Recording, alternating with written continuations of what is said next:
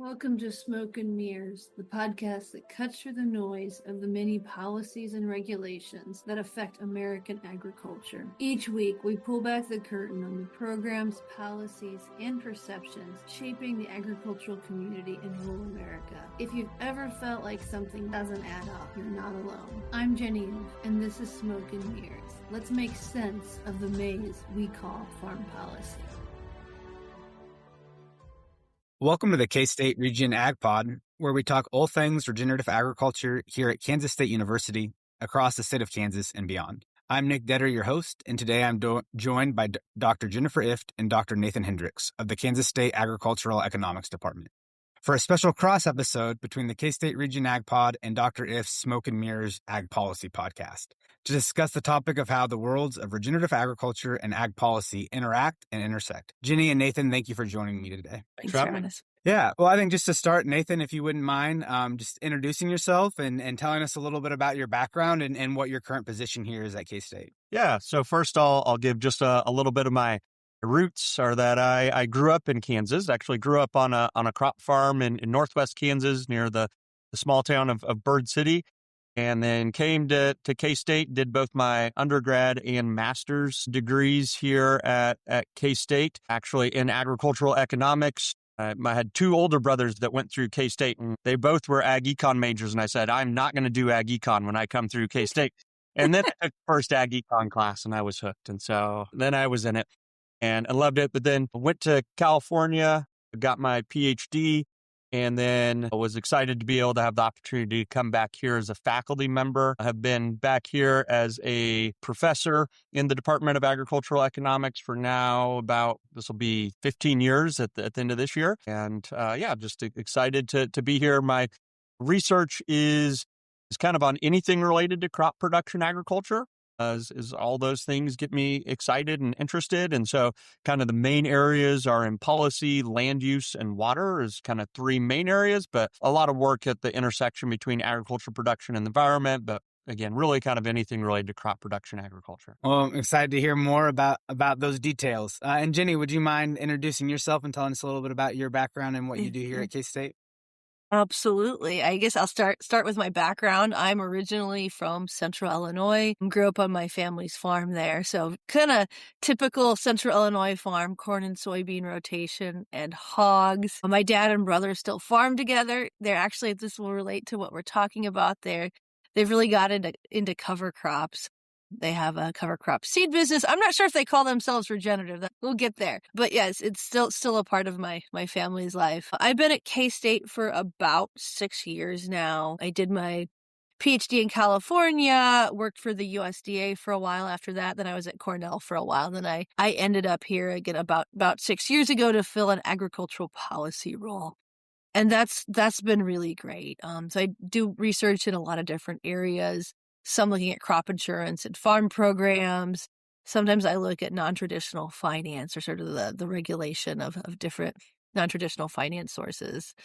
And I have extension responsibilities, so I spend a lot of time doing farm bill education and also crop, livestock, and forage insurance education. So I guess before we get started, Nick, because, we have listeners of two different podcasts, it'd be good if you could introduce yourself. And maybe we could get some kind of definition of regenerative agriculture as well as a bit about the efforts at K-State. Yeah, well, that's great. It'll probably be good for my audience, too. I've never actually really formally introduced myself. I'm just the host that asks the questions to my guests. So maybe they'll be interested, maybe they won't.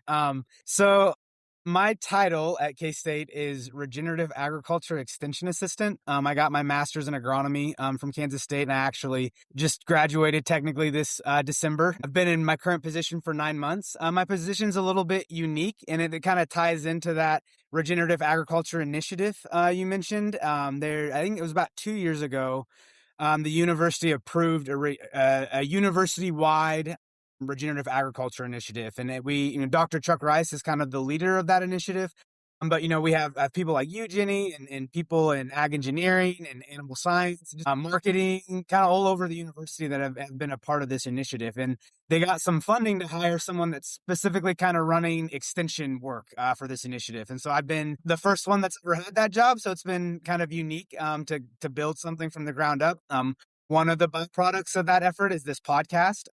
We also do things like field days with the Kansas Soil Health Network, which is a network of on-farm research that Dr. Rice and other agronomy professors have been a part of. I think you guys are maybe even doing some economic work, hopefully, with that initiative or that network as well. We have a K-State Regen Ag farm. We call it a farm, but it's 100 acres as a part of the North Farm, just kind of north of campus, where we're starting to do explicitly Regen Ag research up on north of campus in that area. And I kind of help manage that and manage the logistics of that. I do, other extension responsibilities like developing extension materials. I do some presentations. We're working on developing some trainings for farmers. And then the last kind of part of my job is we also have some private partnerships with some companies that are interested in regenerative agriculture. And I've been managing that a little bit. So then the big question is what is regenerative agriculture? I think that's the $1 million question. I was actually earlier this week, I was at the Kansas Association of Independent Crop Consultants annual meeting, and they had a section on Regen Ag, and that was kind of the topic of, well, what even is this regenerative agriculture? And I think there are different definitions for different people. But what we have settled on here at K-State and kind of what we centered around is these 6 principles is really what we kind of think is the heart of regenerative agriculture. And those principles are minimizing mechanical soil disturbance. So that's limiting tillage. It would be another way to say that. Keeping the soil covered, managing residue, kind of related to the first one and also related to this third one, which is maintaining a living root. Another way of saying that is maximizing the intensity of your cropping system. So as much as possible, having a living crop in the ground, whether that's a cover crop or a grain crop or a forage crop. And then our fourth one is maximizing cropping diversity. So having, crop rotations, cover cropping can kind of fit into that one. The fifth one is integrating livestock. That one's kind of an interesting one, actually, because the actual agronomic and soil health benefits of that one is kind of the least studied and the least understood. But there's actually economically that's where we've seen that make a lot of sense and really make the rest of the system work from an economic approach. And then the sixth principle, and I think this is my favorite one, and I think what makes Regen Ag so valuable is it's understanding your context. It's none of these. It's not like we're prescribing a specific set of practices to any particular farmer. It's saying, here are these principles that we feel like there's pretty strong evidence that over time, if you follow these principles, like they will improve your soil health. Hopefully we're finding some evidence that they'll even, improve the profitability of your operation. But we understand that farming contexts are very specific to their environment and the unique challenges that each farmer fits. So it's tailoring these principles. Like the last principle is, tailor these principles to your specific circumstance. And so that's kind of how we understand Regen Ag. Well, do you guys have any thoughts or questions on that or response? Is that how you guys understand it, or as you guys have talked about it? And I guess this is actually kind of a good segue. When you think about regenerative agriculture or soil health as an economist, what does that mean to you? Kind of how I described it is mostly how we're thinking about it from an agronomic perspective. I mean, we want to get those other disciplines in there. I mean, we want to be holistic, but does how I described regenerative agriculture, does that line up with how you guys are thinking about it as economists? Yeah, I mean, that certainly makes sense for the types of issues that are interested in regenerative ag practices. And I think from an economics perspective, there's kind of 2 different issues we think about. One is the economics of adopting the practices and what would lead people to adopt these practices and which kind of people. And then also, are there some kind of external benefits to those to people beyond on the farmer? And so, then on that first issue of adopting that practice is that, I mean, ultimately the basic is that farmers are going to compare benefits and costs, right? So what are the benefits to them of improved soil health? Does that improve things like better yields, more resilient yields?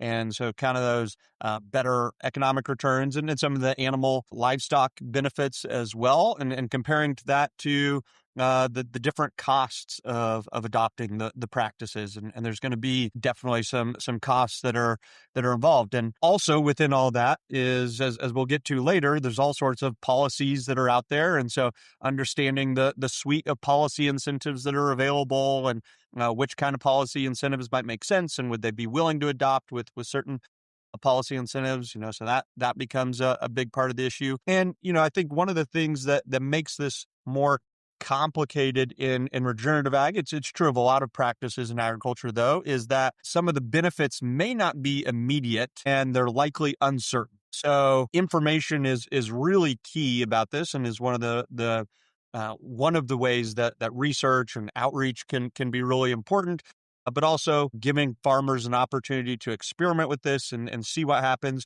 But it probably has to be something where they're going to have to see maybe over multiple years to be able to see the impacts of these practices. And then also the risk tolerance of farmers is going to be an important feature here of, are they willing to take on a new practice, try that, or some that are less willing. And so different kinds of farmers may be more willing to experiment with this. How much livestock's already integrated in their system is going to impact some of this as well. Do you have anything to add to Ginny? I think, Nathan covered a lot of things that affect whether or not farmers are going to use these practices.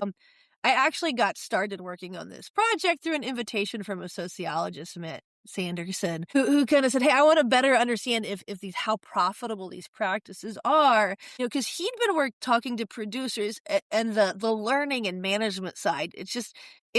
It sounds like it's a lot. It's really intense for a lot of people, especially at the beginning. So I think that's, something I learned from him that's important. There's also the credit access. So, our farm's going to be able to have access to the operating credit they need to continue their operation. So for some farms, that's an issue. For others, maybe it's not. I think ultimately there are external benefits to a lot of these different soil health practices. Economists use the term externalities. So it's something that you do, say, as a part of a business or an individual or a farm that doesn't necessarily influence you, but has broader positive or negative benefits. So smell from a livestock farm, that's a classic example of an externality. Runoff, that's another one. And so we talk about externalities, and when you have externalities in place, you want to have policies that could address those externalities. There's a couple different policy levers to do that. Basically, money or force. So we talk about money, that could be a fee or a tax. So if you do something that has negative impacts, we're going to make you pay for it. Or it could be more positive. Not a tax, but some type of a subsidy, payment for services. And this is where U.S. conservation policy, or sort of environmental policy that's implemented by the Department of Ag, that's really the direction. Almost everything is voluntary. And if you do this practice that has broader benefits, you could get some kind of payment. That's where the US is. The other one I said, force, that's regulation. So saying you have to do something. You are not allowed to, you're not allowed to put manure in a stream. Like, that's dump your manure in a stream.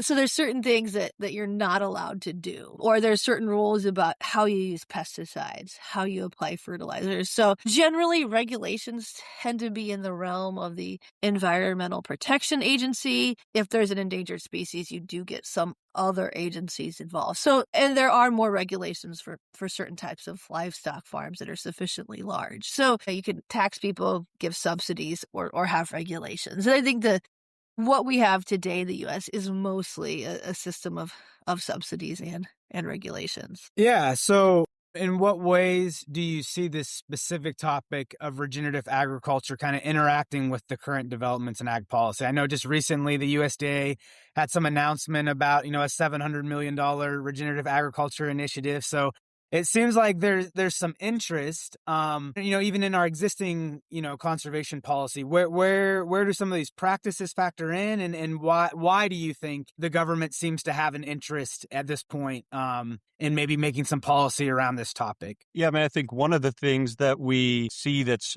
going on in the policy world right now is a bit of a rebranding. Whereas a few years ago, climate smart was really where there was a lot of emphasis, and now you see that more towards regenerative ag. And even though there's a lot of overlap of the kinds of practices and what's going on there, one of the things where there's some continuity there that I think is most interesting about even that $700 million that the USDA announced is that they were really trying to get private partnerships as well, right? So trying to get some money from private industry that would be paying for these regenerative ag practices. And so trying to link farmers, the practices they're using through to the value chain of food production and creating value there where it's not just government payments for the money, but it's also the value chain. If they can see value to consumers of farmers using these practices, then being able to pass some of that benefit through the value chain back to producers. And so that's something we see in this initiative that was announced in December for the regenerative ag. And again, that's kind of similar to the climate smart commodities program that was in the last administration, was again trying to link some of the value chain, private industry to producers. So that seems to be a key theme of some of that policy of trying to get that private industry involved as well and linking to the value chain through these regenerative ag practices. And I would add, if you go back to 1985, that's when the modern conservation reserve program started. And in dollar terms, for over a decade, land retirement, I guess it's a medium-term land retirement, you could say, with the Conservation Reserve Program, that was the bulk of federal conservation spending. And then in the late 90s, you started having these working lands programs, EQIP. Nick, you're going to might have an acronym brain freeze. CSP, EQIP. Yeah, Conservation Stewardship Program, Environmental Quality Incentives Program. I did it. But yeah, those working lands programs started growing quite a bit. And so what you've seen is that the growth of federal spending on those has been much bigger than the Conservation Reserve Program. So now the majority of federal spending is through these working lands programs, which are very popular, oversubscribed. The other interesting thing is with the Conservation Reserve Program, I think nearly 40% of Conservation Reserve Program acres are now in the Grasslands Reserve Program, which can be grazed. It's not just the Working Lands Program. The CRP program is becoming more working lands oriented as well. And so that was the context going into the summer. Then you have the One Big Beautiful Bill Act, which took some of the Inflation Reduction Act additional funding that was tied to climate smart. It took some of that funding, that budget for conservation, and it put it into the long-term budget for conservation spending at USDA. And, for me, that's a signal of policy continuity. Not everything lines up perfectly, but there's so much overlap there. And it does seem like regenerative agriculture might be that big tent where you're, getting a lot of different people that care about the environment, conservation, agriculture from different perspectives to work together. Yeah, I mean, I think like both of you said I think regenerative ag is at a certain level just a term that more people can kind of get behind, as compared to climate smart. But when we from an agronomic perspective, at least, when you think about like the practices that go into both of those things, there really aren't a lot of differences in terms of when we're talking about, using cover crops or, managing our fertilizer use more efficiently. Like those are all things that kind of fit under the umbrella of both, because ultimately what's interesting is like all these regen ag practices, one of the things they're most consistently shown to do is to improve your soil organic carbon. So whether you care about that because you want to take carbon dioxide out of the atmosphere, or you care about that because improved soil organic carbon is good for agricultural productivity, I mean, it's a win for whatever side of that issue you want to take. So I think that's encouraging for producers to hear, is that even though there's maybe been some change in terminology, it sounds like at the core of the policy, there's some continuity. Yeah, absolutely. Yeah, I agree with that. And then there's a couple other areas I thought of that some innovations in ag policy that are happening, or at least potential revisions. One is the 45Z tax credit for aviation fuel, and that potentially being linked to farmers adopting regenerative ag practices, which again could open up that market for aviation fuel, but again, tied to what practices producers are using. I think there's still some uncertainty exactly how that gets implemented, but there's that's out there in the discussion. The other is there's always there's been discussions about crop insurance and how if that should be somehow linked to practices, or whether farmers using certain practices should get a premium discount. And but a key thing is to have more data of if these practices really create more resilient yields, then okay, how do we adjust the premium if farmers are using these practices. Yeah, that's really encouraging. I know with those aviation fuel tax credits, one of the encouraging things from an agronomic perspective is that just allows you, there's some crops that you can grow, that you can use for those sustainable aviation fuels that could allow some increase in diversity in cropping systems. So yeah, it's interesting, unexpected ways how these things can kind of align and benefit, this broader idea of regenerative agriculture. So my next question for both of you is just, we've kind of talked more about what's going on in the policy world and kind of an overview and a little bit of a history of how these policy questions have interacted with this regenerative agriculture. How about both of your guys' specific research? Like, what research have you guys been involved with that you feel like is shaping this conversation or is helping you learn new things and is maybe pushing the ball forward on, I mean, you guys even mentioned is,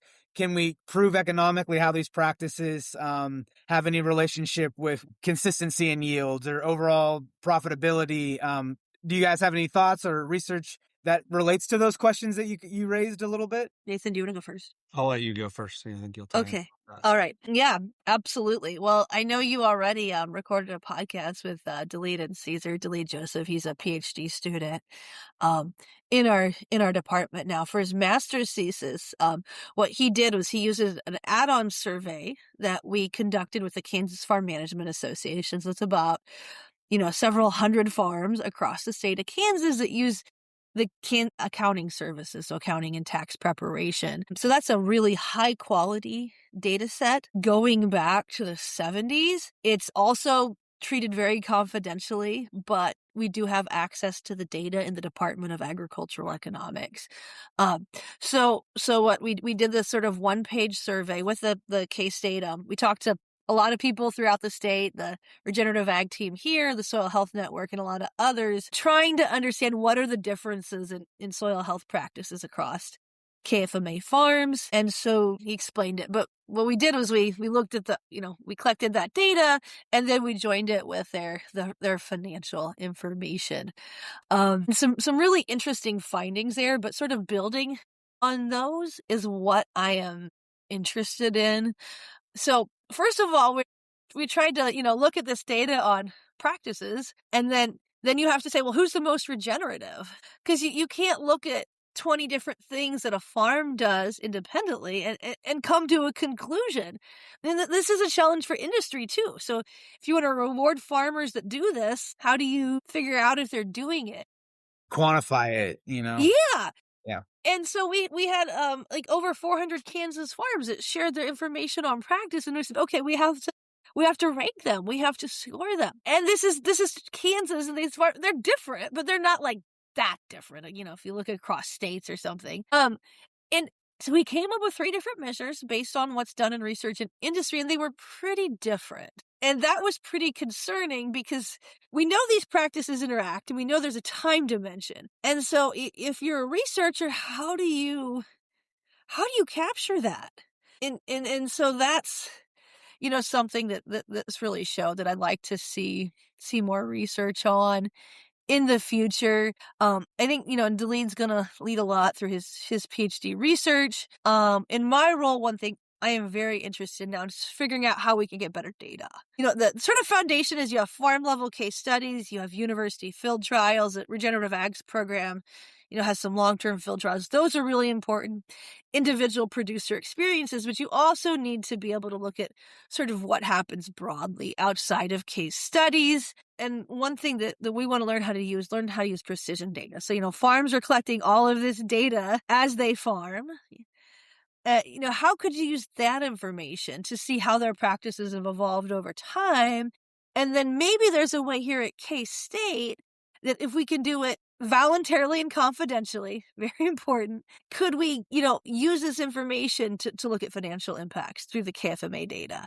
So that's very preliminary. KFMA is supportive, but we got to get producers on board. But that's where I really want to push this, to sort of get broader scale evidence on profitability. And just to speak to that a little bit before I'll let Nathan talk, is I know when I was talking with the lead, he mentioned there's 400 something farms that were involved in that study. I mean, we don't ever in agronomy look at things at that scale, So I think it's very important. Like you said, I think that's a whole level of kind of viewing these questions that needs to be addressed. Because at least in the agronomy space, that's not something we've done very much is, like you said, we have 7 farms in our network, which is good. And we have a lot of good data, and it's, replicable. And, we have field trials where you have replicable data, but like, that's not the same thing as looking at 400 farms across the state of Kansas and trying to draw conclusions based on that data. So very excited to see where that goes going forward. So Nathan, how about you? What is some of the stuff you've been working on? Yeah, one of the topics I've been working on more from the policy angle is looking at the comparing cost effectiveness of either payments for practices versus payments for estimated outcomes, right? So the examples here are like EQIP and CSP programs that producers are familiar with. Pay for farmers to adopt certain practices. And it's a payment rate that's based on if you adopt cover crops or you adopt these regenerative practices, you're going to get this much payment. Versus some of like the voluntary carbon markets, if people have heard about those. And in those voluntary carbon markets, typically the payment was more geared towards you get this many dollars per ton of carbon sequestered. But with that dollars per ton of carbon sequestered, it's too costly to measure exactly how much carbon is sequestered for an individual farm.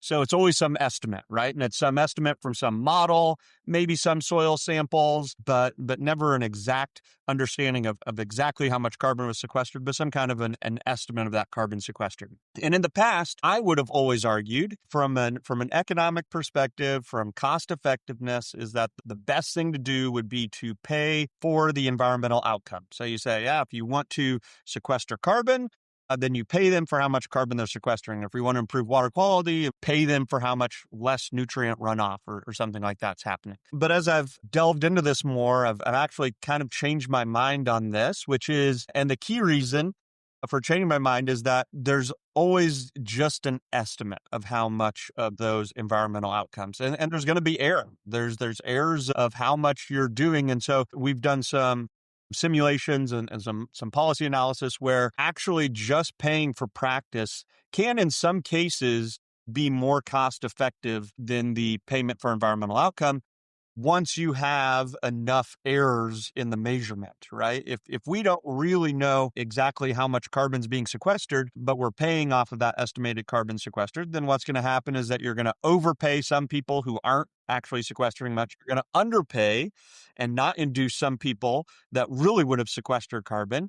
And so that is going to, the incentives aren't going to align it exactly where you want. And so there's some cases where it just makes more sense to do the practice payment. And that even ignores the fact that, like within regenerative ag, is that often the benefits are multidimensional, right? There are water quality benefits, there's carbon sequestered, maybe other kinds of soil erosion, different things. So quantifying all those is going to be very difficult and have lots of uncertainty in that. And so there can be some cases when that's the case that actually the most cost-effective thing to do is just to provide a payment for adopting the practice and not based off of linking the payment to actual environmental outcomes. So, obviously, if there's evidence that these practices are giving some positive outcomes. And so, so that's been one area that's been of interest.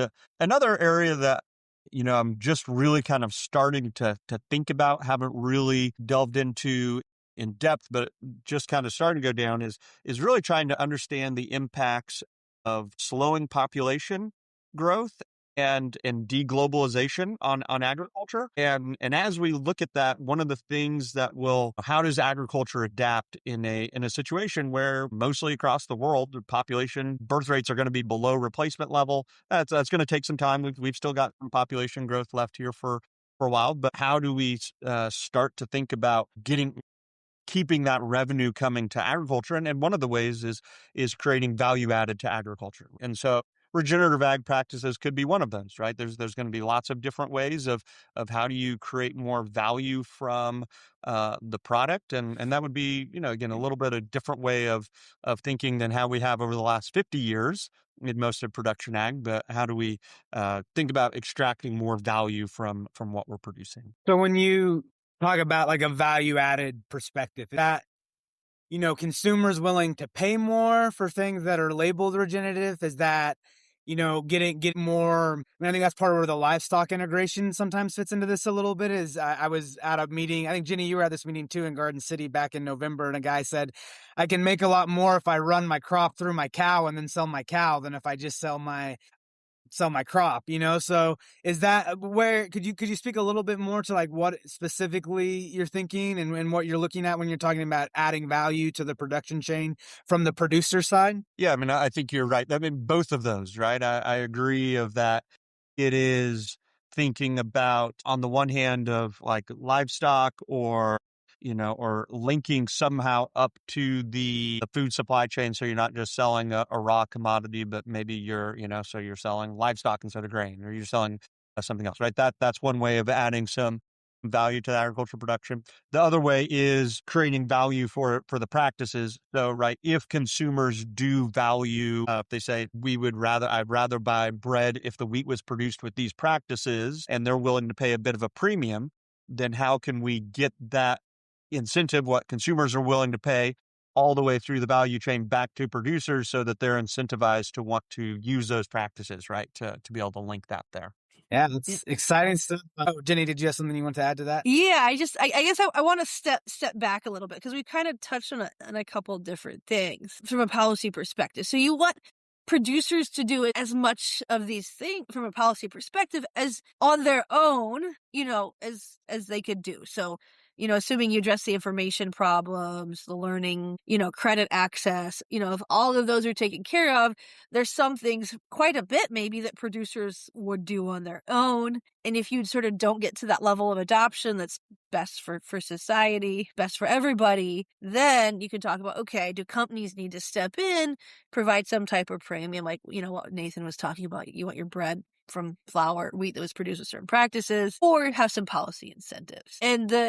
And sort of, it's a little bit abstract, but, in reality, of all those three different things happening together.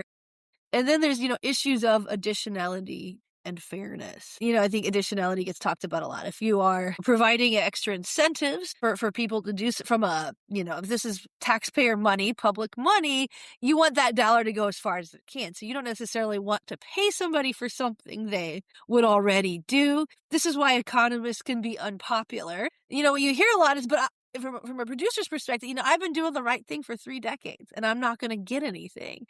And so I think that, that tension is very real when you think about policy design. I don't see it going away anytime soon. I'm still thinking through that one, so I'll have to think about that a little bit more, and maybe we could have a follow-up episode on some of that stuff. But yeah, it's an interesting point about how, when we make these policies, should we be rewarding people that are already doing the right thing? I don't know. That would, like you said, would be, I could see how that could make an economist unpopular if you walked into certain rooms and said, maybe we shouldn't do that. So, well, to end on a how I like to end every episode is I just kind of like to open the floor up to my guests and just tell me something that's exciting you in your work right now. I think it's part of the purpose of this podcast is just to highlight the good things that are going on at K-State. So whether that's in the classroom or some other element of your research, or just it's a really really broad open-ended question. So that's how I'd like to end the conversation, is just have you both tell me something that's exciting you right now in your work. Yeah, I think for me, just in general of what I see going on in some of agriculture right now that's interesting is a lot of local initiatives where there seems to be this increase in local initiatives where there's an objective and then they figure out how to address that issue locally, right? So that could be farmers in Western Kansas thinking about how to conserve groundwater and extend the aquifer. But it could be farmers in Wisconsin, as examples, that are working to implement practices that improve water quality. And, I think what is exciting about that is that as people get together, they think about how to innovate and determine the kinds of solutions that work best in their area.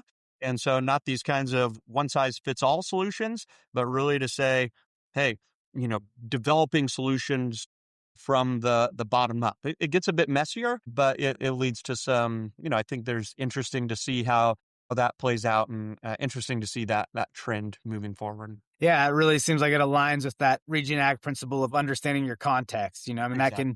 I did briefly work at the NRCS, and that was one of the challenges sometimes with federal programs is, you have this policy that's written in DC, and then slowly people are like, well, how do we apply this, in Kansas? But then you have something like a groundwater management district in Western Kansas where it's those people that are already there on the ground that are kind of designing the policy. So that is really interesting. Like that's maybe that could be a future episode to kind of discuss some of that as well. That's exciting to hear. Yeah, I think one thing I would add, we do a lot of applied research here at K-State. And I think there's a lot of policy change happening right now, for better or for worse, but I think there's an openness to think about what policies work best. So, having close relationships with commodity groups, producer groups who are open to those conversations, also folks at the USDA and other government agencies about, is there a way that we could make these policies work better? So I find that very encouraging. Well, on that note, I think we'll wrap up for this time. Thank you, Nathan and Jenny, for joining us. It's a very interesting conversation. I'm excited to hear what our audience thinks and maybe what follow-up questions we could have you guys on for in the future. So everybody, thank you for listening to K-State Region Ag Pod, and we'll see you next time. Thanks for joining us on this episode of Smoke and Mirrors. If today made you think or see things a little differently, share it with someone who appreciates cutting through the noise. Don't forget to subscribe, rate, and leave a review wherever you get your podcasts. Thanks for spending part of the day with us. Until next time, keep asking what matters.